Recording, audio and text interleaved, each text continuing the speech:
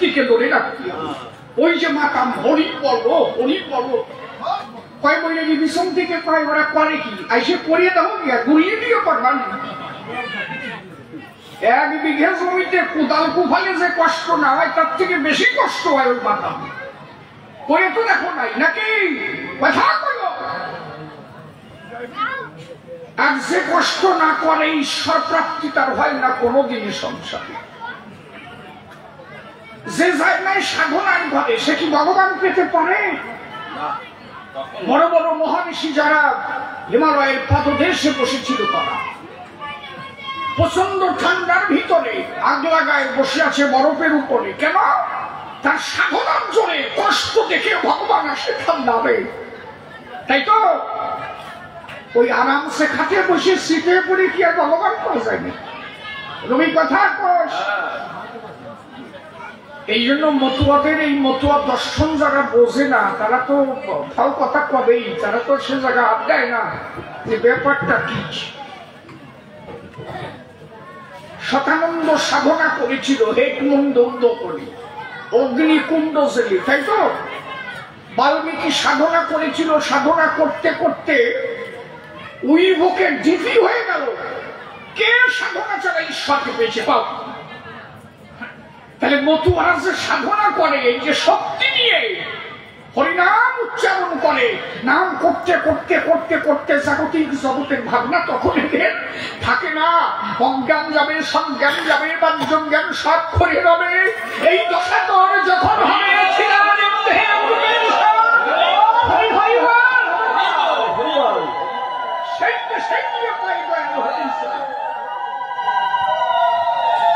কি সামান্য শক্তি লাগে নাকি তখন?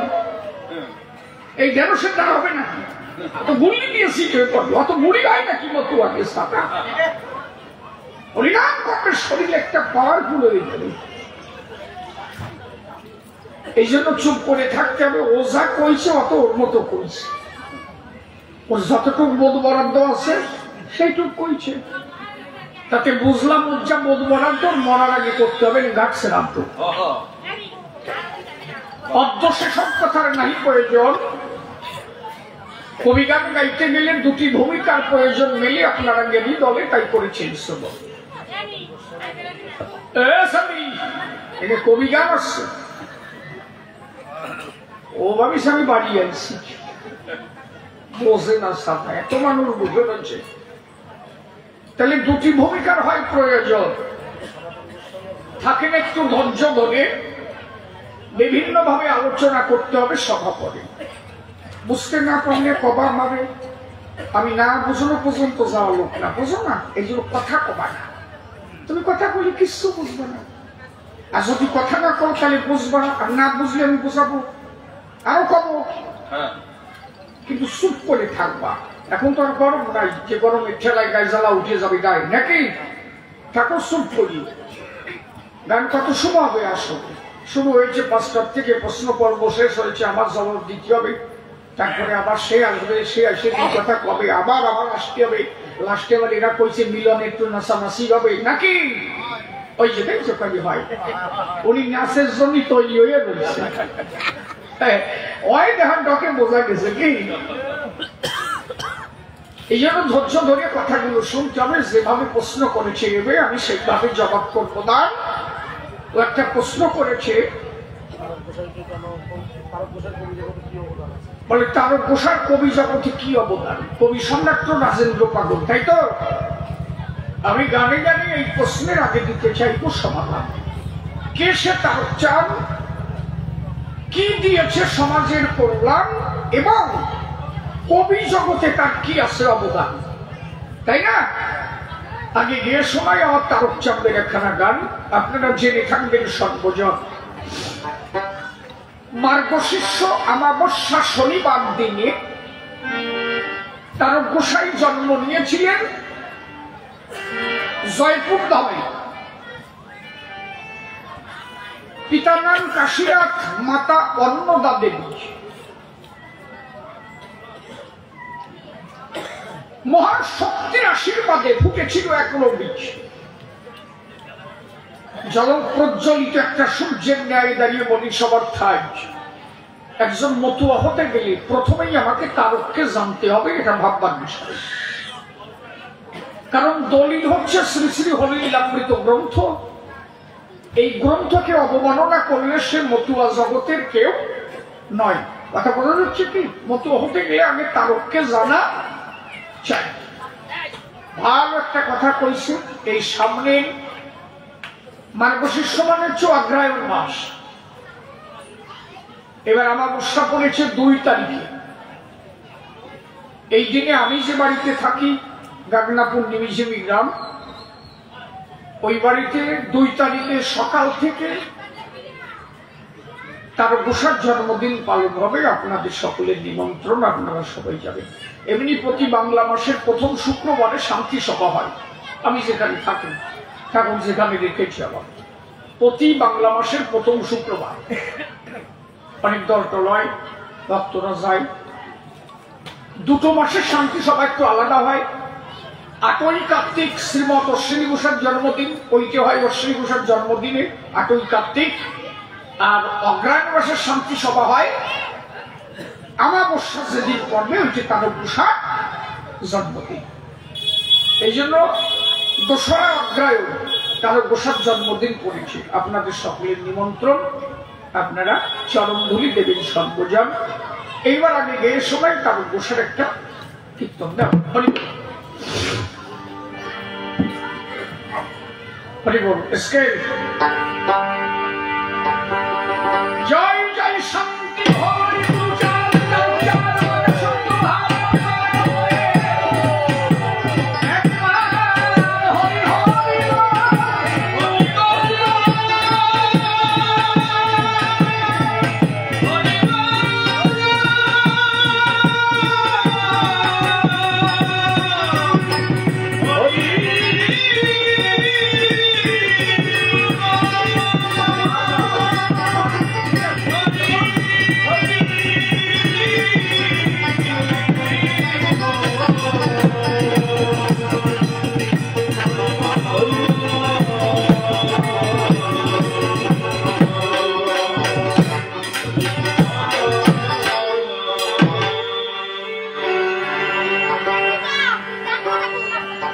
আমার তারক সাদের নাই পোড়া। আচ্ছা, ওই বাচ্চাগুলো একটু সরাই দেওয়া দরকার আগে থেকে। ওরা বসবে না, খালি খালি বেজাল বানাবে। আমার তারক সাদের নাই তোরা, তোরা কে কে যাবি গোনা দিন তোর গেল বহিয়া।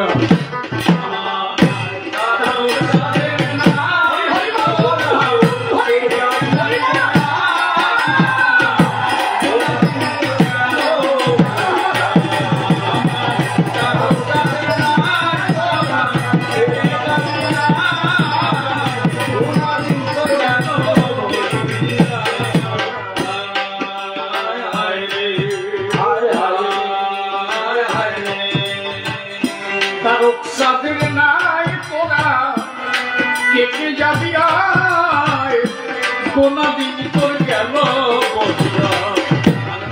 তারক সাদের নাই তোরা কেটে যাবি আয়, কোনা দিন তোর গেল বহিয়া।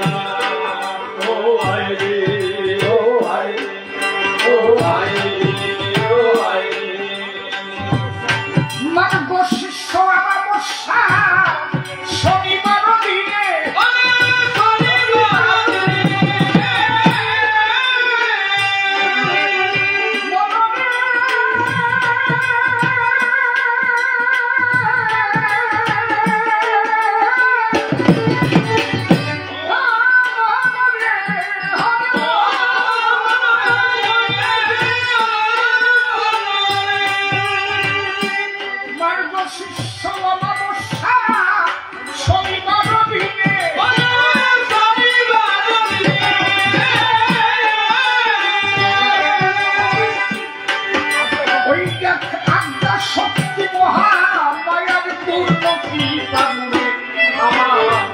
সীতারক নামলো ভুবনে, সীতারক নামলো ভুবনে।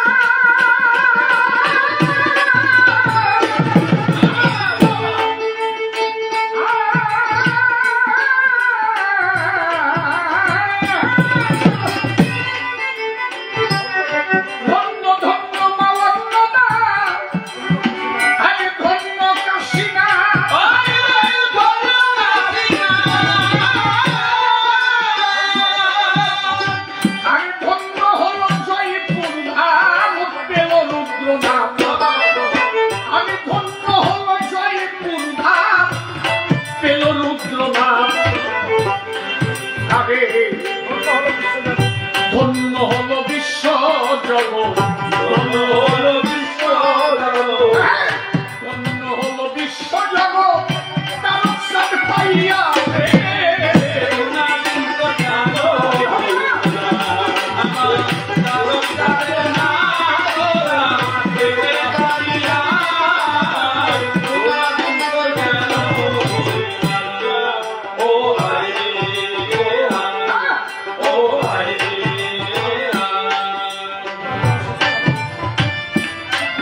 অষ্টাদশ স্তব মা কালী কল্যাণ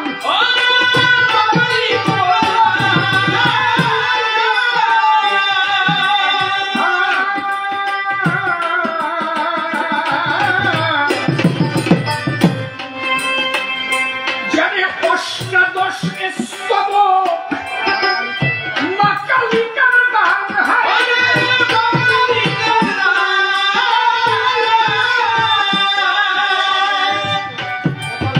ওটার কাঁধে বসে গাইব আমার শিহরি চাঁদ গান ওটার কাঁধে বসে গাইব আমার শিহরি চাঁদ গান শ্রীহরি লীলামৃত মহাসংকীর্তন শ্রীহরি লীলামৃত মহাসংকীর্তন আমার তারকের লিখিয়া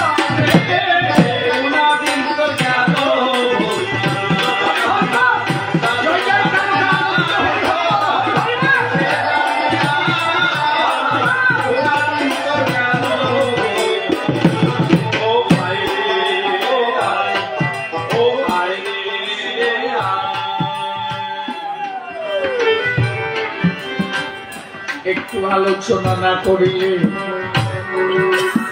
এই গানটা বোঝা যায় না সভাতলে বাবা জ্ঞানী দলে করিবেন শ্রবণ কে সেই তারক চাঁদ কি দিয়েছে এ ভুবন বলে কবি সম্রাট রাজেন্দ্র পাগল তারকের কি আছে রক্তান লক্ষ্য দিয়ে শোনেন যদি বলি তারকের কথা বসে শোনেন বিগ্রস্ত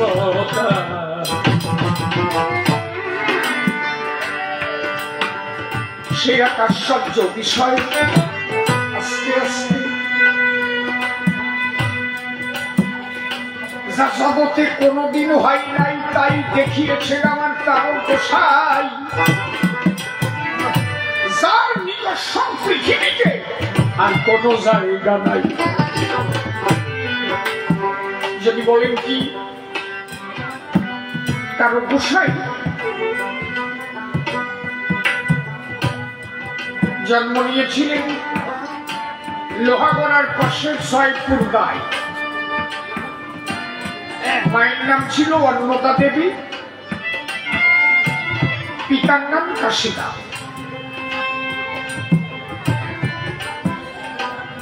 এই যে কাশীনাথ এটা ছিল ৬-৭ ভাই এই বংশে পুত্র সন্তান নাই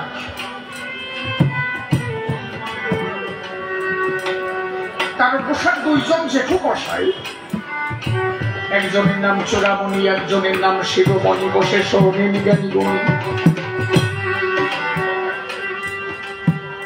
এই চূড়ামণি আর শিরোমণি কলকাতায় চাকরি করে জায়গাটা কোথায় কাটোয়ালি থানা কালীঘাটের কাছে কাটোয়ালি থানা কুমারটুলি ওই ২ জনে ভাড়া থাকতো বাবা ঠিক আছে ওখান তো ওনার দিতে হবে না ওটাই ঠিক আছে একবার ওই চূড়ামণি আর শিরোমণি কালীঘাটে কালী পুজো দিতে গেল চূড়ামণির মাথায় ভালো চুল ছিল চুলের হাওয়া লাগলো কালী গায়ে ডাক দিয়ে কালী বলে বসে শোনে গেলি দলে ওই ছেলেটার চুল দিয়ে যদি একটু চাদর বানাইয়ে আমাদের কেউ হাওয়া দেয় ওই চুলের হাওয়া আমার লেগেছে গায়ে অঙ্গ আমার শীতল হয়, ওই চুল দিয়ে সামর বানাইয়ে যদি কেউ একটু হাওয়া দেয়, আমি মনে বড় আনন্দ পাবো। ওর চুল আমি নেব, রাত্রিবেলা স্বপ্ন যোগে পুরোহিতকে হয়। কালীঘাটে যে পুজো দিত, ওরে রাত্রে স্বপ্নে বললো, এই কি কালকে যে ছেলেটা ওই যে পুজো দেশে আমার কাছে মাথায় বড় চুল আছে, ওর চুল কেটে একটু চামড় বানাইয়ে আমার হাওয়া দেওয়া যায়। বলে, মা তুমি যখন চেয়েছো আমি ওর কাছে যেতে চাই, এখন চুল তো ও যদি না দেয় তাহলে তার কিছু করার কায়দা নাই নাকি? তবে আমি তার কাছে বলবো যে মা কালী চুল চেয়েছে।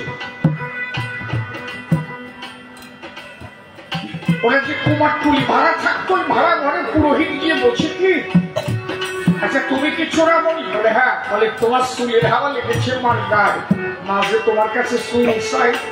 চোরামণি বলে তাই, মরে যাবো তবু চুল দেবো না কালীকে, মনে রেখো তাই। আমি কত যত্ন করে চুল রাখছি, কালী দিতে পারবে নাকি? তাই চাকরি ছেড়ে দেবো তবু চুল দেবো না, অন্তরে পরিধান চুল দেবে না।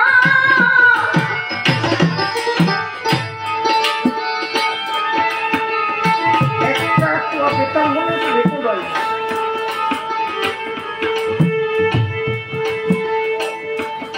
চাকরি ছেড়ে দেব তবু আমি চুল তাকে দেব না।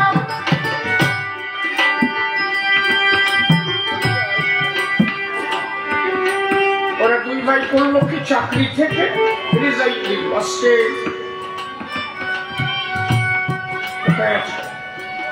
রিজাইন দিয়ে চলে গেল। এখন ওই যে নৌকা করে যাচ্ছে, কালীরে চুল দেবে না বলে চাকরি থেকেই রিজাইন দিল। আপনি ভাবতে পারেন, এখন আর নৌকা করে যাচ্ছে দুই ভাই, সোনামণি শিরোমণি। ওই নৌকার মধ্যে বিশুচিকা শুরু হয়ে যায়। যে বিশুচিকা হয়ে গেল, শিরোমণি চূড়ামণিকে বলবো, সব কি তোর কিন্তু আসলে রোগ না, এই রোগ কালী বাঁধাইছে, চুল নেবে বলে। ওইটা খর্ব নিয়ে কালী নৌকার পরে দাঁড়ায় রয়েছে, চল চুল দিয়ে আসে। চূড়ামণি বলে, তাই মরে যাবো, তা ওই কালী যে চুল আমি দেবো। মরে যায় যায়, পরিস্থিতি আর ভালো নাই। শিরোমণি বলে, ভাই প্রাণ পাখি যদি উড়ে যায়, চুল দিয়ে কি করবো রে ভাই? চল কালিয়ে দিয়ে আসি, এই চুল তার রাঙা পায়। চুল কেটে চুল দিলে নতুন চুল আবার মেলে। সবার কি চুল আর কালি চায়? এ জগতে ভক্ত না হলে তার চুল কি আর মা চাইতে পারে বিশ্বতলে? তোর মতো ভক্তের চুলে মা হাওয়া খেলতে চায়। চূড়ামণি দিল সাই, গেল তারা দুই ভাই। যেই চুল কেটে দিল কালির পায়, রোগ ভালো হয়ে গেল, বসে শোনেন জ্ঞানী গেল। চূড়ামণি দুঃখ নিয়ে এসে কুমারটুলি সেই ভাড়া ঘরে শুয়ে পড়ে। সে সময়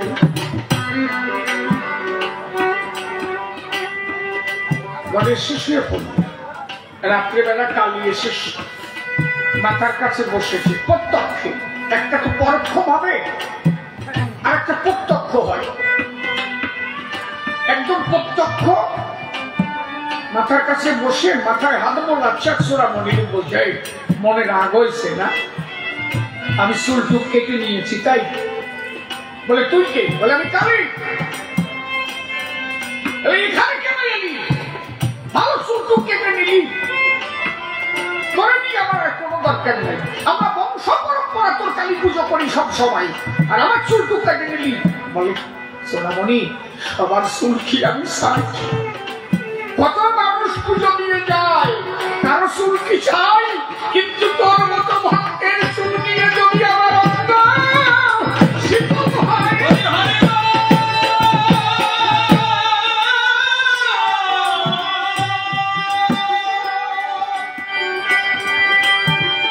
ওই জন্য তো চেয়েছি তোর চুল।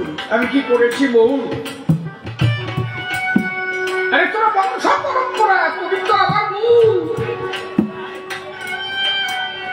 চূড়ামণি বলে তাই, কার সৃষ্টিসের তাই বল দেখি আমায়। বলে তুই তো মানে চুল দিলি, আমি তোরে কিছু দিতে চাই, নিবি? কি দিবি? বলে আমি তোর ঘরে কন্যা হয়ে যেতে চাই। বলে কন্যা হয়ে যাবে না? বলে আমি তোর ঘরে মেয়ে হব, তোর ঘরে জন্ম নেব। চূড়ামণি বলে তাই, তোমার মতো কালিতারা মাইয়ে নেব, পরে যে কয় লাখ টাকা দিয়ে বিয়ে নেবো ওর সাথে আমি পারবো না। তোমার মতো মাইয়ে আমার দরকার পড়ে না। বলে যদি আমি পুত্র হয়ে যাই, বলে তালি নেব। আমাদের বংশে না কোনো স্থল নাই। বলে তাই, আমরা যে ৬-৭ ভাই, আমাকে কোনো স্থল নাই। যদি ছেলে একটা পাই তাহলে সেই স্থল নিতে চাই। কালী আশীর্বাদ করবো, যা হবে। বলে তুই তো কালী, তোর তো যাওয়ার কায়দা নাই, কারে পাঠাবি? বলে আমার স্বামী রুদ্র অংশের এক অংশ তোর ঘরে যাবে। শিবের একাদশ রুদ্র, তা বলে তার এক অংশ, এক রুদ্র অংশ তোর ঘরে যাবে। বলে কার ঘরে যাবে? আজকে আমার কথা তো বোঝা যাচ্ছে বোধ হয় নাকি? তাহলে কথা বলবো কেন, সব পরিষ্কার। বলে কার ঘরে যাবে? বলে আমার নাম কালী, আমার নামের অর্ধ অক্ষর যার মধ্যে পাবে সেই ঘরে যাবে। চূড়ামণি বলে কালী আয়, অসুবিধা নাই। আমার ছোট ভাইয়ের নাম কাশীনাথ, তোর কয়াকার দিয়ে কালী আর আমার কাশীনাথ কয়াকার, তাহলে মিলে গেছে। তাহলে যাবি আমার ভার ঘরে পাশে? বলে যা, কথা দিলাম। তাহলে কাশীনাথের ঘরে আমার স্বামীর এক অংশ করবে জনমগ্রহার। তুই এ খবর দে তোর ভাইয়ের সদর। কথা শুনে চূড়ামণি জয়পুরে করিল বাবা। এদিকে হলো কি, তার গোসাই বাপদাতা পরম্পরা, বংশ পরম্পরা, ওর আদ্যা শক্তি মহামায়ার পুজো করে আসছে।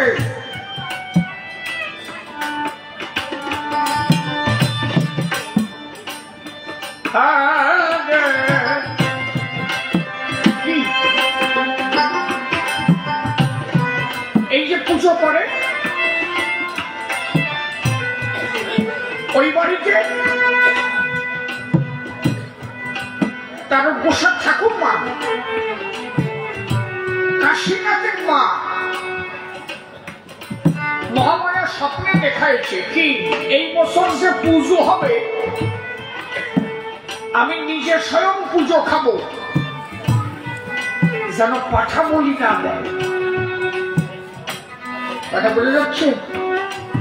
ওই এই বছর পুজোকে যেন পাঠা বলি না হয়, যেন বৈষ্ণব আচারে পুজো হয়। তোমাদের আছে যে গুরুপুত্রগণ, তারা এসে করবে পুজোর আয়োজন, কোন পাঠা বলি ওখানে হয় না যেন। মা স্বপ্নে দেখাবো, পুজো আরম্ভ হলো। তার বসে একজন জেঠু মশাই ছিল, তার নাম ছিল শম্ভুনাথ, জন্ম অন্ধ। এই অন্ধটা ভেজাল বাঁধালো, মানে কানাটাই ভেজাল বাঁধাইছে। বৈষ্ণবাচারে পুজো হচ্ছে, আর ওই কানা এসে বলছে এবছর পাঠাবলি দিতে হবে। তার বসে ঠাকুরমা বললো তাই এবছর কোনো পাঠাবলি হবে না, মা মানে করেছে বারণ, সাতটা আচারে পুজো হবে না, বৈষ্ণবাচারে পুজো হবে, পাঠাবলি দেওয়া যাবে না। পুজো শুরু হয়ে গেল, আর ওই কানাডা করলো কি, একটা পাঠা কিনে এনে খাটের সাথে লাগিয়ে গেল। ভেজাল বাঁধালো কি, এটা টের পাইছেন? ও খাটের কোনায় ওই পাঠা বেঁধে রেখেছে। আর কয়েকজন ভাইকে বলছে কি পাঠা বলি রাখতে হবে, ওই গুরু পুত্রকে আর এক বাড়ি সবাই রাখতে হবে। জনম বলে পাঠা বলি দিলাম, এবার দেবো না, তাই ভাই এবারও দেবো। ওই কয়েকজন টেয়ার পাবে না, রাত্রে দিয়ে রক্ত টক্ত ধুয়ে গেল। ওই রাত্রে সেই পাঠা ঠেক ধরেছে কাম, পাঠা চিৎকার করে উঠেছে যখন। ওই যে গুরুপুত্রগণ যে বাড়িতে করেছিল স্বয়ং, ওরা ওখান থেকে করলো শ্রবণ। এত রাত্রে পাঠার চিৎকার হয় কি কারণ? ওরা দৌড়াই ছুটে আস্তে আস্তে পাঠা বলি হয়ে গেছে। এই যে পাঠা বলি হয়ে গেল, ওরা এসে দেখে যে রক্ত শোতায় যাচ্ছে। ওরা এসে মায়ের সামনে দাঁড়ায় বলছে, মা তুই তো স্বপ্নে বলেছিস বৈষ্ণব আচারে পুজো দিবি, তাই পুজো দিতে এসেছি আমরা। পাঠা বলি হওয়ার কথা না, পাঠা বলি হলো কেন? অভিশাপ করলাম না এই বংশে আর কোনদিন জন্মাবে না কোন সন্তান। অভিশাপ হয়ে গেল। পাঠা বলি হলো কেন?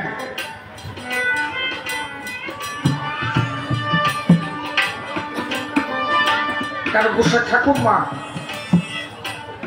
এসে পাটা জড়াই ধরল। এই আমি যে কত করে বারণ করেছি পাঠা বলি দেওয়া যাবে না, আমার ওই টানা সন্না খাটের তলা টাঙ্গে রাখছে। এই বংশের জাত মারিছে ওই সারা। বাবা কোন রকম ক্ষমা করা যায় না। সেটে গেছে গুরুপুত্রগণ, কোনোভাবে ক্ষমা হবে না। এখন জাগবার বের হয়ে গেছে, আর ফিরাই নেওয়া যাবে না, বংশ ধ্বংস হয়ে যাবে। আজকে কি হলো? যখন ওই গুরুপুত্রগণ বলল কি শোনো, একটা আছে বিধান, কি এবারিতে যে পাঠা বলি হবে, তোমার কয়েকজনের মধ্যে যদি কোনোটা না জানে, তারে না জানাই যদি একে করা হয়, বা সে যদি পরম বৈষ্ণব হয়, একমাত্র সেইটাই বেঁচে থাকবে। তার মধ্যে ছিল একজন, কেনা ওই কাশীনাথ ছিল ছোট, ও ঘুমায় পড়লো, জানতো না যে কয় ভাই বিয়ে করেছে। কিছুদিন পরে জয়পুরে কলেরা শুরু হয়ে গেল, তার গোসার বংশ শুধু মরে গেল। শেষ পর্যন্ত টিকে ছিল দুইজন, কে কে? তার গোসার মা আর তার গোসার বাবা, কাশীনাথ এবং অন্নদা। আমার কথা বুঝতে পারছেন কি আপনারা? কথাটা শোনেন তাহলে বুঝবেন যে তার গোসাই কবি সম্রাটের উপরেও যদি কিছু হয় সেইটা আমার তারক, কিন্তু আমার তারককে রিসার্চ করা হয় নাই। কেন জানো? আমার বাবা হরিচাঁদ গুরুচাঁদের ধর্ম প্রচার করতো, তো ঠাকুরের ধর্ম প্রচার করতো, যেখানে যেত ঠাকুরের কথা বলতো। এই জন্য তখনকার বৈষ্ণব সমাজ, তখনকার ব্রাহ্মণ্য সমাজ আমার তারককে কোনোভাবে রিসার্চ করে দেখে নাই যে আমার তারক কত বড় কবি। কথা বুঝেছ কি? মূল কথাগুলো শোনো, আমি তো কারো ভয় করে কথা কই না। ও কোন কবি আমার ভালোবাসলো আর বাসলো না, ও ছাতায় শিশিরি যায় আপনি না। এই যে বিজয় সরকার, জ্ঞাননাথী সরকার, রশিদ বাবু, ইংরেজে কত পরের সরকার। বিজয় সরকারের গুরুদেবের নাম ছিল মনোহর সরকার, মনোহর সরকারের গুরুদেবের নাম তারক সরকার। মানে বিজয় সরকারের দাদু গুরু হচ্ছে তারক গোসাই। বোঝা যাচ্ছে কি? আমি এনাকে ছোট করছি তা না, কিন্তু এনাদের যেভাবে রিসার্চ করা হয়েছে, তখন আমার তারককে সেইভাবে রিসার্চ করা হয় নাই। কারণ আমার তারক যেখানে যেত বৌদ্ধ ধর্ম দর্শন প্রচার করত। আরে আমি তো শিশির সেলাকুটির মতো মানুষ। আমি বর্ধমানে একাশনে গাড়ি গেছি, কি হয়েছে জানো? আমার মনে হয় হরিগুরু চন্দ্রের কথা তুমি কবা না, তোমার সিঁড়ি তুমি আসলি খালি হয়ে কবে। তোমার এই জন্য আমরা বাইরে চাই না। বলে তুমি ওই হরিগুরু চাঁদের কথা কবাই আমরা জানি। আমি জানি ভালোবাসি, তার কথা কব না। যে এই আসনে আমরা তোমার বাইনা দিচ্ছি, ওই কথা যেন না ওঠে। আমার গণপতি একটু আগে যে গান গেয়ে গেল না, ওই হরিগুরু চাঁদের ধ্বনি গেল কেন? আমরা বললো গান বন্ধ করে দেবো, ওই ধ্বনি এখানে হলো কেন? তাহলে এখনকার সময় যেখানে একটা গ্রামে ঢুকিয়ে এখন 50 জন মতুয়া পাওয়া যায়, এখনো যদি পরিস্থিতি এই থাকে, তাহলে তখন আমার তারও কত কষ্ট করে ঠাকুরের ধর্ম প্রস্থান করেছে। জয় জয় ঠাকুর গোসাই বাবা, বলতে হরি হরি।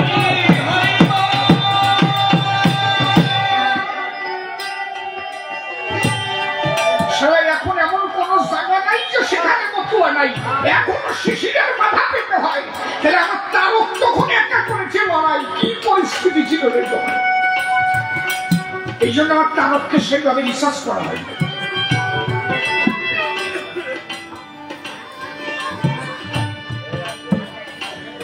আজকে কি হলো, ওই যে পাঠা বলি হয়ে গেল, বংশে সব মরে গেল, ওই 2 জন বেঁচে থাকলো কলেরা রোগে। কাশীনাথের তখন এমনই বয়স, যে বয়সে আর সন্তান হওয়ার সম্ভাবনা থাকে না। ওনার স্ত্রী অন্নদা তখন প্রায় বৃদ্ধ অবস্থা। তার গোসার 12 বছর বয়স ওনার বাবা মারা যায়। তার গোসার বাবা কবি গান গাইতো কাশীনাথ। তার গোসার বয়স যখন 12 বছর, তখন ওনার বাবা মরে যায়। একেবারে শেষ বয়সে পেয়ে তারকে জন্ম। ওনার স্ত্রীরা জোয়ার ভাটা আসার কথা নয়। মেয়েদের একটা সময় আছে না, তারপরে আর জোয়ার ভাটা থাকে। কথা করবে মুড়ি তো ভালো বুঝবে না, হু হো দেয় না, হা হো দেয় না, সাতা বোঝে না। আর জোয়ার ভাটা নাই, নতুন করে জোয়ার হয়েছে। এখন কাশীনাথ কবিগান থেকে এসেছে, ডাক দিয়ে বলে তখন কাশীনাথের ছাই, শোনো স্বামী তোমার কাছে নিবেদন জানাই, আমার নতুন করে সেই জুয়া আমার এলো দেহ ঘরে, লজ্জায় মরে যাই গো আমি তোমায় বলি কেমন করে। কাশীনাথ ডেকে বলে তার স্ত্রী ঠাই, ভয় নাই তোমার কি সে কথা মনে নাই, আমার দাদা চূড়ামণি আশীর্বাদ পেয়েছিল, আমাদের ঘরে আসবে রুদ্র শক্তি, সে কি মনে ছিল।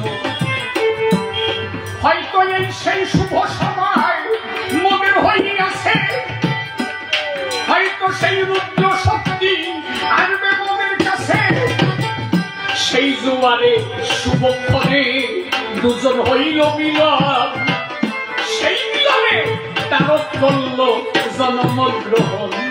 আমি মার্গ শিষ্য অমাবস্যা শনিবার দিনে আমার শিকারক সাথে সে নামল এ জগৎ ভুবনে, একবার তারক গোসাই প্রেমানন্দে হরি হরি বল।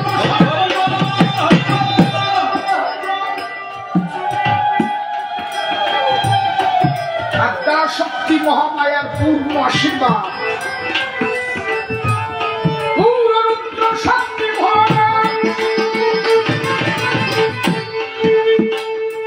আসিয়া আসিয়া বাঁচালো জগৎ।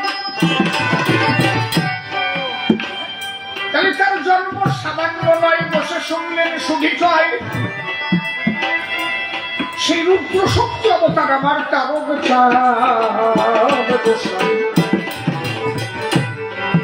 বোঝা গেল।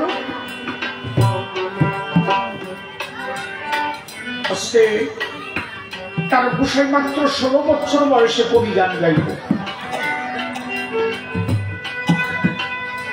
অল রেকর্ডে এই চারণ কবি জগতে একটা কথা মনে রাখবেন, চারণ কবি জগতে যারা যারা চারণ কবি ছিল, এই কবি রেকর্ডে 16 বছর বয়সে কেউ কোনোদিন কবি গাইতে পারে না। সেই ব্যক্তি একজন, সে হচ্ছে আমার বাবা তারক স্যার। আপনি ভাবতে পারেন কবিগান মানে কি? তখনকার দিনের কবিগান মানে কি? এখনকার কবিগান আর তখনকার কবিগান অনেক ডিফারেন্স হয়ে গেছে। কিন্তু তখন যদি লড়াই বেঁধে যেত 3 রাত 3 দিন 7 রাত 7 দিন কবিগান হতো। মাত্র 6 থেকে 7 বছরের মধ্যে তারক গোছার সমস্ত গ্রন্থ মুখস্থ। এটা কবি সমাজে কোনদিন কারো দ্বারা সম্ভব হয়নি।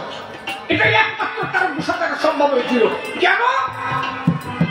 খালি জাগতিক শক্তি না, তিনি স্বয়ং রুদ্র শক্তি অবতার, যার কারণে এটা সম্ভব হয়েছিল। তা মানে 6-7 বছর বয়সে একটা গুরুমারা কি বলছে? 12 বছরে বাবা মারা গেল, 16 বছরে তারক গোসাই আসরে দাঁড়ায় কবিগান গায়। ভাবতে পারো বড় বড় কবিয়ালদের সঙ্গে টক্কর দিয়েছে তারক। ঢাকা ঢাকেশ্বরী মন্দিরে যেদিন হরিয়াচার্যের সঙ্গে তারক গোসাই কবিগান গায়, তারক গোসার কাছে হরিয়াচার্য পরাস্ত হয়ে গেছিল। হরিয়াচার্য এসে বলে, কে কিরে, কে আছে তোর দাবি? এত গান শুনেছি, এত কথা শুনেছি, তুই যাকো সে কারো কাছে শুনি নাই, কে তোর কাছে? তার গোসাই বলে যে আমার কাছে কি আছে তা জানি না, তবে ওরাকান্দি বাবা হরিচাঁদের কাছে গেছিলাম, বাবা করেছিল আমি তোর কাছে থাকবো, আমি তোর মাথায় থাকবো, তোর ভাই নাই, আমি তোর ভয়ে তোর কাছে থাকবো।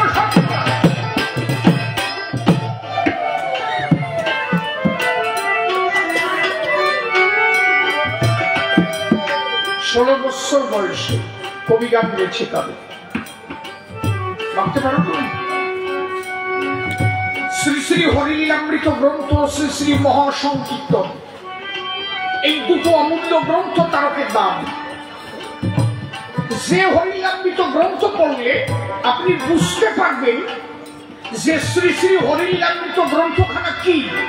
যদি কোনো প্রশ্ন হন, আমি অনুরোধ করে বলছি, আপনি একটা শ্রী শ্রী হরিলীলামৃত গ্রন্থ কিনে পড়বেন, নিখুঁত ভাবে পড়বেন, একবার না, 1 থেকে 100 বার পড়েন।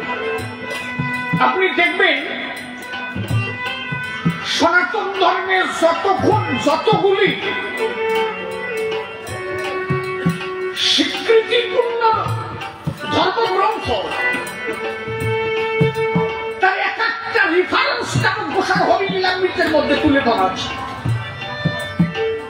আচ্ছা, যদি সমস্ত গ্রন্থ তার জানা না থাকে, ওর মধ্যে রেফারেন্স তার কি পাবে? কথাটা বোঝা যাচ্ছে কি? হরিলীলার শেষ সিদ্ধান্ত হলো শ্রী শ্রী হরিলীলামৃত গ্রন্থ। কেন? যেহেতু সবার শেষ অবতার রামকৃষ্ণ গৌর, পরবর্তীতে হরিচাঁদ, শেষ অবতারের সিদ্ধান্ত দিতে গেলে অনন্য অবতারের সিদ্ধান্তকে আগে তুলে ধরতে হবে। তার মানে সমস্ত গ্রন্থ আপনি যদি না পড়েন, তাহলে শেষ সিদ্ধান্তে আপনি পৌঁছাতে পারবেন না। শ্রী শ্রী হরিলীলামৃত গ্রন্থে সমস্ত শাস্ত্রের মূল সিদ্ধান্ত তার বসে টেনে ধরেছেন। তার মানে কি, এমন কোন গ্রন্থ নেই যে আমার তারকের জানা ছিল না, সমস্ত গ্রন্থ আমার তারক জানে।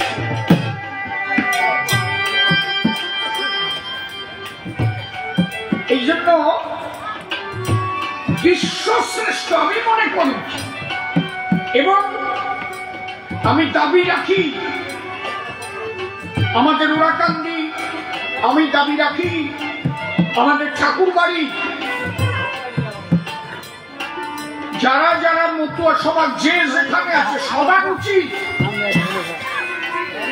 একমাত্র কবি সম্রাট বা মহান কবি বা বিশ্বশ্রেষ্ঠ চারণ কবি হিসাবে আমার তারকের নাম যাতে স্বর্ণ অক্ষরে থাকে, এই ক্ষেত্রে আমার খারাপ করে আমার তারকের উপরে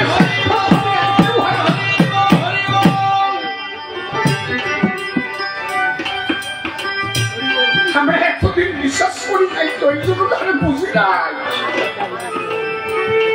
হ্যাঁ,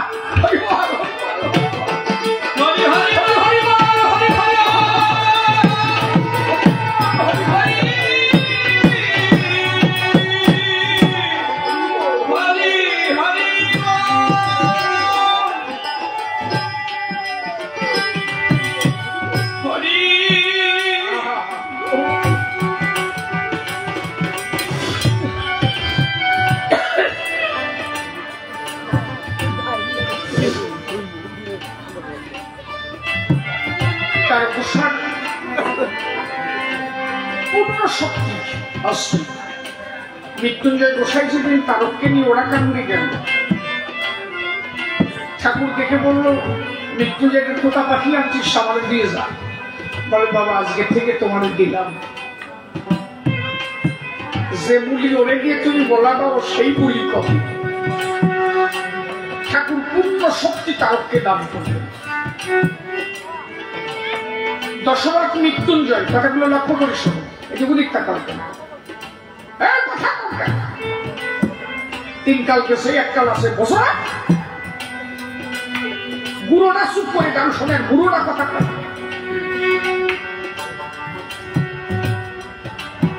মৃত্যুঞ্জয় আর দশরথ তার গোসাই বলল, তার গোসাইকে বললো অনিলাম্বিত গ্রন্থ লেখ। বলে, আমি লিখতে পারবো না। বলে, আমার দ্বারা হবে না। মৃত্যুঞ্জয় বলে, আমি বর দিলাম। দশরথ বলল যে, তোর বাবা যেই বর দিয়েছে আমিও বর দিলাম, লেখ। কয়জনের বর তারকের মাথায় খালি চিন্তা করে আসছে। 24 বছর কেটে গেল, এর মধ্যে গ্রন্থ লেখে নাই। হরিলীলামৃত এত সহজ গ্রন্থ মনে করে না। এই দুজন আশীর্বাদ দিয়ে গেল, তারপরে 24 বছর কেটে গেল, তাও তারক লিখতে সাহস পায় না। গোলক পাগল নরসিংহ রূপ ধরে এসে বললো, লিখবি গ্রন্থ, লিখবি কিনা, মুখ ছিঁড়ে তোর ফেলে দেখবি, গ্রন্থ লিখতে হবে। বলে, আমার দ্বারা হবে না। বলে, আমি পূর্ণ শক্তি করে দান করলাম, ভয় করিস না, লেখ। গোলক তারক মৃত্যুঞ্জয় এবং গোলক পাগল যেদিন লীলা সম্পাদন করে, ওনার মুখ দিয়ে একটা জ্যোতি বের হলো, সেই জ্যোতি এসে মিলন হলো তারকের গায়ে। ভাবেন খালি, যে লোচন গোস্বামী কৃষ্ণ মুক্তি দেখিয়েছিল, যে লোচন গোস্বামী, লোচন গোস্বামী তারকের বাড়িতে 7 বছর,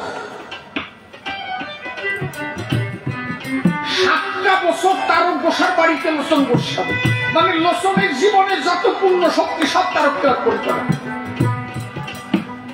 হীরামন পাগল একদিন তারকের বুকের উপরে পা তুলে দিল। তারক গোসাই আর হীরামন দুইজন এক জায়গায় শুয়ে আছে। এখন হীরামন পাগলা জড়ায় ধরতেছে। তারক গোসাই বলছে, মনে মনে ভয় পাচ্ছে যে আমার জীবনে কত পাপ, পাগল আমাদের জড়ায় ধরছে। হীরামন লাফ দিয়ে উঠে বুকের উপরে পা পাখানা তুলে দিব, যাই তোর কতটুকু পাপ আছে না আছে আমি জানি। পা দিয়ে বুকের উপরে একটা টান দিয়ে বলল, যা, আমিও তোর শক্তি দান করে গেলাম। তাহলে গোলক দিল, মৃত্যুঞ্জয় দিল, দশরথ দিল, হীরামন দিল, থাকলো কিনা মহানন্দ। যেদিন অক্ষয় চক্রবর্তীকে দীক্ষা দেবে তারক গোসাই, তারক গোসাই বলল, কানে মন্ত্র আমি দেব না, ওয়ান। মহানন্দ পাগল বলল, কি ও তো 52 সাল, ও যখন ধরিস তুই একটু কানে দে, আমি তোর শক্তি দিলাম, তুই দে, সর্বশক্তি তোকে দিলাম।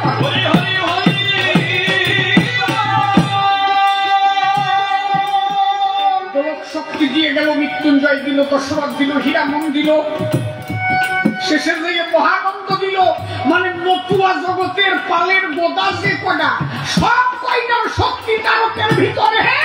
এই জন্য শ্রেষ্ঠ কবি আমার তারক গোসাই বিশ্ব সরাজন।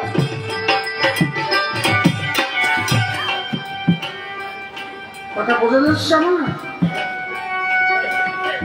অশ্বিনী গোসাই খালি খালি লিখে গেছে নাকি, যার নাম নিলে হয় সমন দমন, নামটি তার তারক ব্রহ্ম রসের সোরা। গিয়ে দেখলাম মতুয়াপাড়া, গিয়ে শুনলাম মতুয়াপাড়া। কবি জগতে তার অবদান, এই যে কবিগান, এই কবিগান এত পরিমার্জিত ছিল না। কবিগানে এত বাজে কথা হতো। আগে যদি মেয়ে ছেলে কবিগান শুনতে যেত, ঘরের বাবা কি কথা জানো, ঠেঙের নলা বাইয়ে বেলবা দিচ্ছে।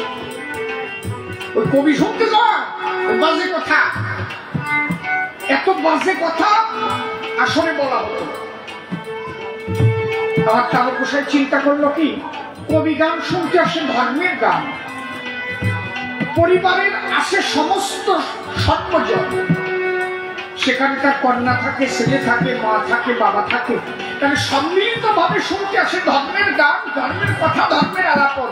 সেখানে বাজে কথা হবে কি কারণে? এই সর্বপ্রথম কবি গানটাকে পরিমার্জিত ভাবে যিনি তুলে ধরলেন তিনি আমার তার দোষ।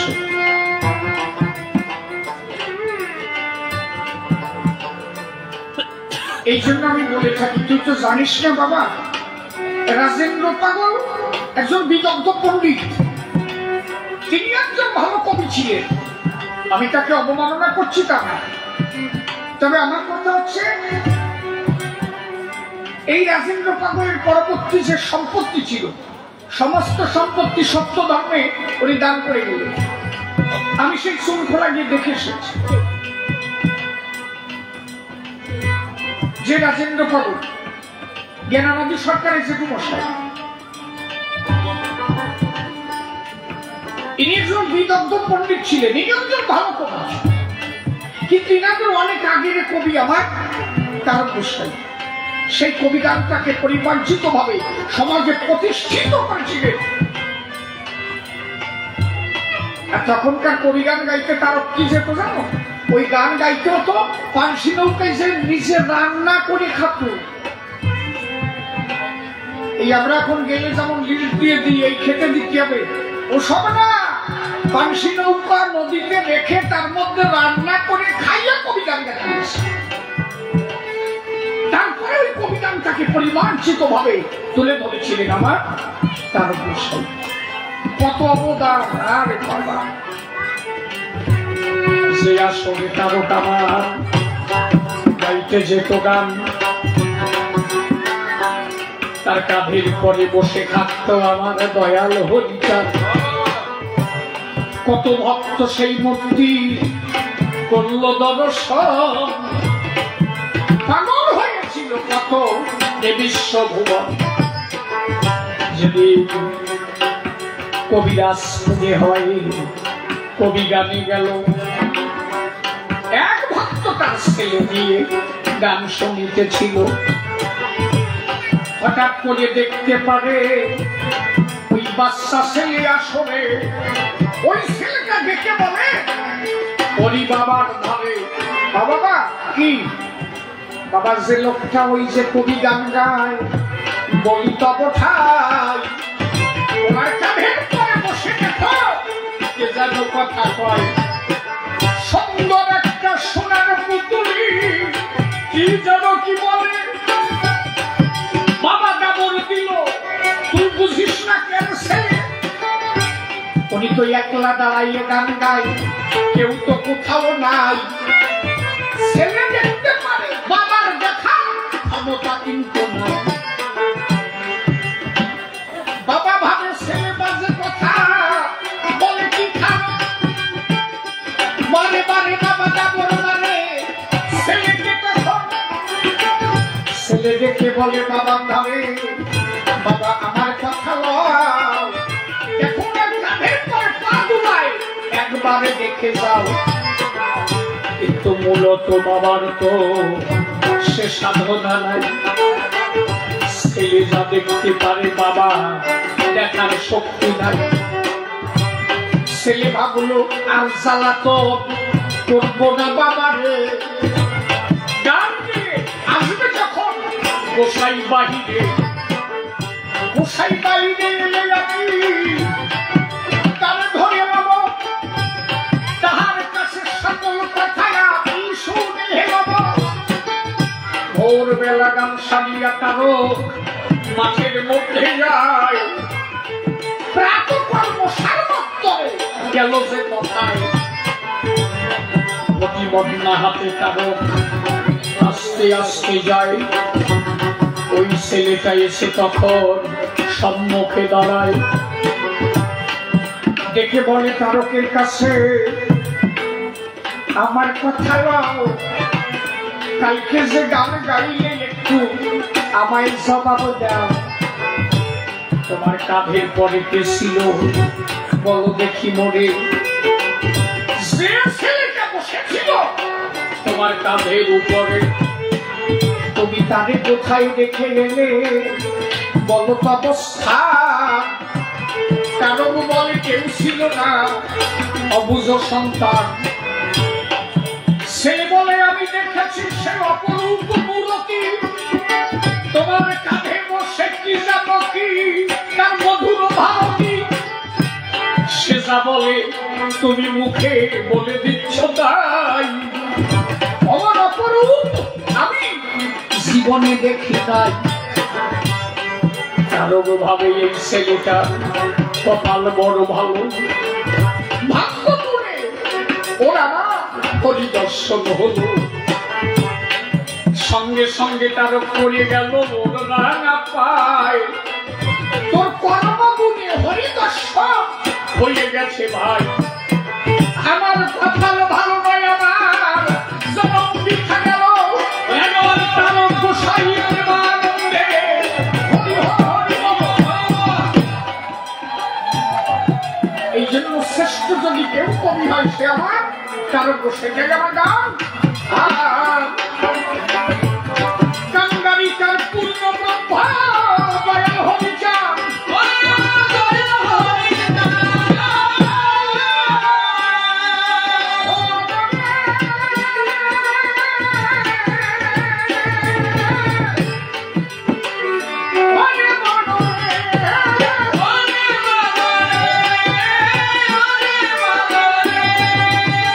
কাঙ্গারিকার পূর্ণ ব্রহ্মা দয়াল হরিচাঁদ।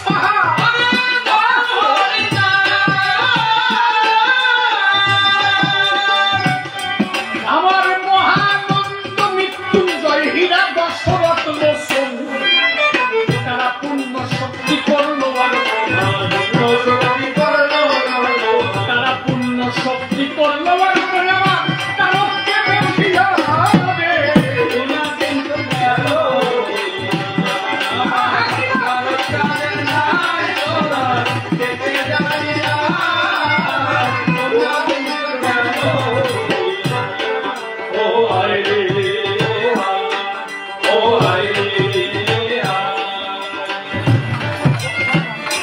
সর্বশ্রেষ্ঠ কবি সম্রাট আমার তারক চাঁদ গোসাই।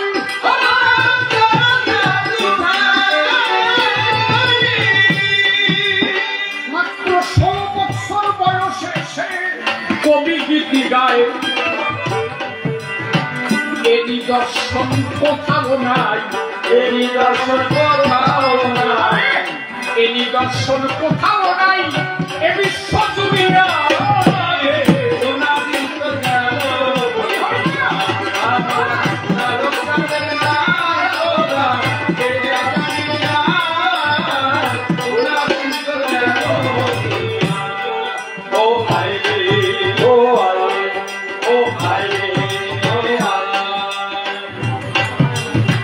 কত বোবা লোকের কথা বলে আর অন্ধে দেখতে পায়।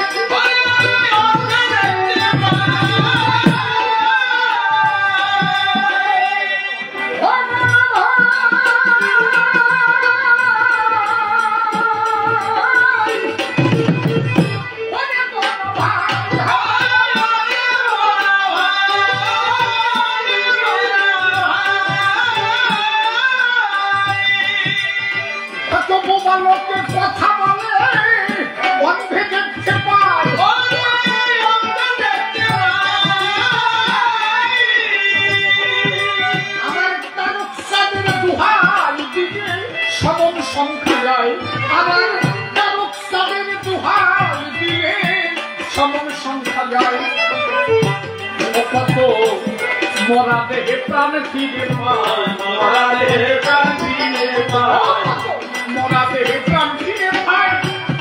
ও আমার তারকের কৃপা পাইয়া রে সোনা দিন গেল আমার তারকের নাই সোনা দেখে কামিয়া সোনা দিন গেল।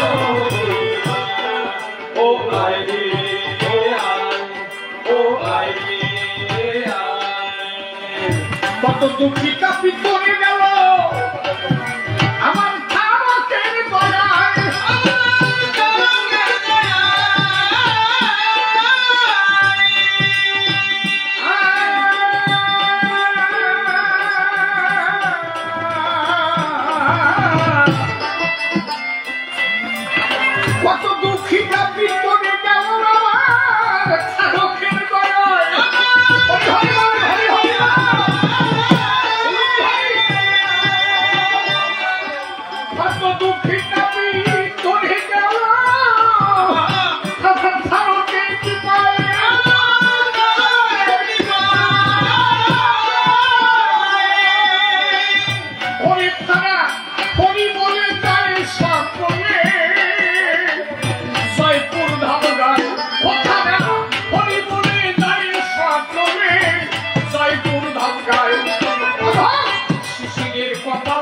নাই শিশিরের কপাল ভালো নাই শিশিরের কপাল ভালো নাই রইল মায়াতে ডুবিয়া রে কোনা দিন তো গেল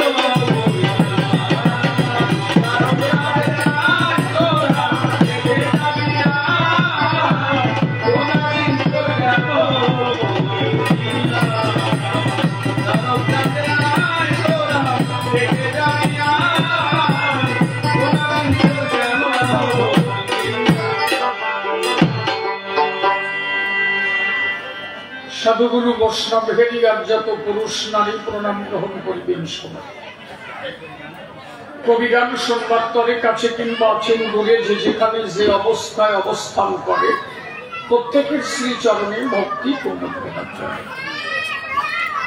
যে স্থানে কবিগান রাগীবতী সমাস্থান আমি কয়েকবার এখানে করেছি অনুষ্ঠান আউটের যে সাউন্ড ম্যান আউটের মাইকের যে সাউন্ডটা হচ্ছে এখন ওইটাকে একটু কম করে দেন তাহলে দাঁড়িয়ে বলি সভাতলে যেভাবে প্রশ্ন তোলে এক এক করে ধরে ধরে তার জবাব দিতে চাই একের এক দুই যেমন আমি তারে বোঝাবো তেমন জ্ঞানী বর্গ আছেন যতজন বসে বসে শ্রবণ করবে তাই কবিগান গাইতে গেলে দুটি ভূমিকার প্রয়োজন মেলে সভাতলে দুইজনে দুই ভূমিকাতে দাঁড়ায় যদিও নিজ নাম শিশির সরকার সেই নাম করে পরিহার আমি হয়ে হরিবর দাঁড়াবো সবাই বিপক্ষীয় বক্তা যিনি বসে শুনেছেন জ্ঞানী গুণী গোস্বামী সনাতন হবেন তিনি ধর্ম সমাস্থান তাহারই জবাব দিতে বাসন আছে চিতে আপনারা সৌধি সতে বসে বসে করবে না করবে প্রথম সে প্রশ্নপত্র তুলে ধরেছে সভাগাত্র অত্র তার দেব সমাধান দেখে বলেছে সমাধানে শুনেছেন যত নারী নরে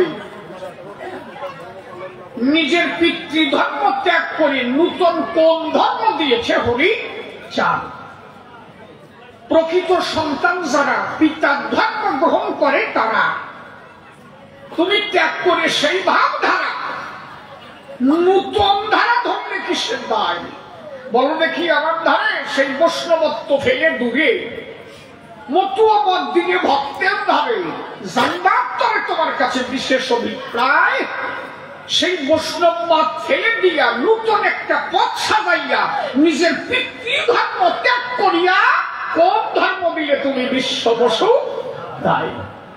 তাই তো নাকি এইটুক কথা কবে বলে কত দিক যে নেটাইয়ে গেলে তিন কথা এইটুক কথা হয়ে যায় নাকি নিয়ে গেল না এইটুক কথা বলবে কিভাবে নেটাইছে দেখছিস একজন গ্রামেতে আমার গল্প মনে পড়েছে না বললি হবে না একজন গ্রামেতে শহরে গেছে ছেলেটা নতুন পড়াশোনা শিখছে তাও কলেজে গেছে সে জায়গার কলেজে একটু উত্তীর্ণ না হলে নলেজে ও কলেজে ভর্তি হওয়া কবু সম্ভব নয় কথা বুঝো সমঝি তোগুলো পরে লেখো এখন আমার দিকে দেখো এখন ওই কলেজে ভর্তি হয়েছে কি বলবো আপনাদের কাছে কলেজের যত দরজা পায়খানার দরজা বাথরুমের দরজা রুমের দরজা যা সব রিমোট দিয়ে তৈরি করা মানে হাই পোস্টের ব্যাপার এখন ডাক দিয়ে বলেছে প্রফেসর শোনো খোকা বলি তোমার সমস্যা আমাদের এই কলেজে ঘর বাড়ি দরজা যা সব করা রিমোটের দ্বারা তোমার তো জানা নাই এ খবর ছেলেটা বলে তাই ও রিমোটের গাড়ি রিমোটের বাড়ি আমাকে বাড়িও আছে সমস্যা নাই ও দেখে তাই আমি যদি উল্টো কথা বলতে যাই না ছোট ভাগে তার ছিন্ন করতে পারে আমায় ও ডাক দিয়ে বললো প্রফেসর মশাই ওই রুমটা আমাকে বাড়িও আছে অসুবিধে নাই রিমোট হাতে ধরাই দিয়ে চলে গেছে ও খাওয়া দাওয়ার পরে প্রচন্ড চোটে ওর হাগাস আছে এখনো পায়খানা করবে কোন জায়গায় ও তো রিমোট কোনোদিন চেপে নাই ও তো লিকসার দিচ্ছে এখন রিমোট যত চেপে দরজা খোলে না কপাল ভালো এমন জায়গা সিট পড়ে গেল পায়খানার দরজা খুলে গেল কি বলবো আপনাদেরকে ঠাই এখন ওই পায়খানার রুম একই সাথে জয়েন্ট করা এখন তো পিড়াই মারি, ওই রকম পরিস্থিতি দাঁড়ায়। দরজা খুলে গেছে, কি বলবো আপনাদের কাছে, হঠাৎ করে সাপ গেছে, আমার দরজা ও মনে করলো বাবু না, কপাল ভালো ছিল, খুলেও গেল, আবার কি চাপটি গেলাম, বন্ধ হলো। এখন আমি কি করি, না হাঁকলি তবে না। ও দেখলো তাই কি করা যায়, নিজের গেঞ্জি খুলে গেঞ্জির মধ্যে মারিয়ে ওইটা কুল্লা বাইতে ফেলে দিলি, ঝামেলা বুঝে যায়। গেঞ্জি খুলিছে, ওর মধ্যে মারিছে, টুকলা বাঁধ দিছে, গরমের দিন তো উপরে ফ্যান চলতেছে। ও বুড়া কমাইলে পাচ্ছে কি, জানলা দিয়ে ফেলা ঠিক আছে, ওই গেঞ্জির কলাকে ফ্যানে বাজিয়ে গেছে। ওই যে ফ্যানে বাজিয়ে গেছে, ও সরাত করে হাত ছড়াই গেছে, এইবার গেঞ্জি শাড়ি পানি দিয়ে দেখাইছে, চন্দনের ফোঁটা দিচ্ছে, বার বই তিলক চন্দন দিয়ে মারিছে। কথা বুঝিস? ও দেখে তাই ছিল তুল্লার মধ্যে, এখন কোন জায়গা যায়, ওকে তো পরিষ্কার করার কায়দা নাই, মেথর কোন জায়গা পাই। দেখে যে রাস্তা দিয়ে একজন যায়, ডাকতে বলছে তাই এদিকে আসো, কি বলে আমার পরিস্থিতি ভালো না, এইটুকু একটু পরিষ্কার করে দেওয়া যায়। বলে আমরা তো পায়খানা পরিষ্কার করেই বেড়াই। বলে আপনি একটু আসেন, একটু দেখে যান পরিস্থিতি কি। মেথর ঢুকিছে, দেখে যে পরিস্থিতি খারাপ। বলে পায়খানা কোন জায়গায়? বলে স্বামী একটু উপরের দিক তাকায় দেখেন। উপরের দিক তাকায় দেখে তাই এখন ঘর ভরে মাঠ মারিছে। এখনো বলছে আপনারা কত দিতে হবে পরিষ্কার করতে। মেথর কাছে সে আমি টাকা পরে নিবার নেই, আগে তুই কর। তুই যদি আমার 500 দিস, আমি তোরে 1000 দেবো। মেথর কাছে এই পায়খানা পরিষ্কার করতে তুই যদি আমার 500 দিস, আমি মেথর হইয়া তোরে 1000 দেবো। তুই খালি আমার এইটুকু ফাঁসা উচড়িয়ে এইভাবে হাতলি কেমন, এইভাবে তুই হাতলি কেমন, তুই এইটুকু আমার করে দেবো। তুই এইটুক কথা এত ভাবে নেটালি কি করে আমার আগে তাই কথা তো তোর এইটুক কি রবি কথা বলছ। তাহলে দাঁড়িয়ে বলি সমাজস্থান কোন ধর্ম ত্যাগ করে নাই আমার হরিচা। বিশুদ্ধ বৈষ্ণব ধর্ম যাহা, বিশুদ্ধ মতুয়া ধর্ম তাই, আলাদা কিছু নয়। বিধিমার্গের মধ্যে মতুয়া ধর্ম, এ যারা জানে তারা জানে, যে কটা জানে না সেই কটাই হুটা কাটিয়ে দেয়।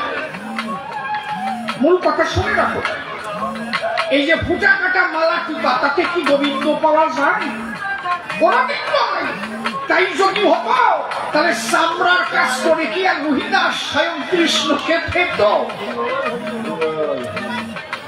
3 বেলা 4 বেলা স্নান করে সবাই। কথা কইস না, সাটা কথা বোঝে না তো কি জ্বালায় করছি রে। ওই বুড়ি তো আরো বেতাও রে, খালি ঘন ঘন থাকাই সাটা বোঝে না, চুপ করে থাকে না। একই যন্ত্রণা মনে প্রচন্ড ভাবনা, এভাবে তো চলে না। আমাকে মুখ ভালো না, বাজে কথা কব না, কিন্তু তুমি তো না কয় আমার সারবা না, এই জন্য চুপ করে থাকা চাই। দেখো যাটা বলছি, আমার বাপ তো ভালোই না, দেখো সাইড দাও, বয়স হয়ে গেছে তাই বলছি। তাহলে বসে শোনেন নারী নবে, বিশুদ্ধ বৈষ্ণব ধর্ম মতুয়া ধর্মের মধ্যে কোনো পার্থক্য নাই। এই জায়গাটা বুঝবার বিষয়।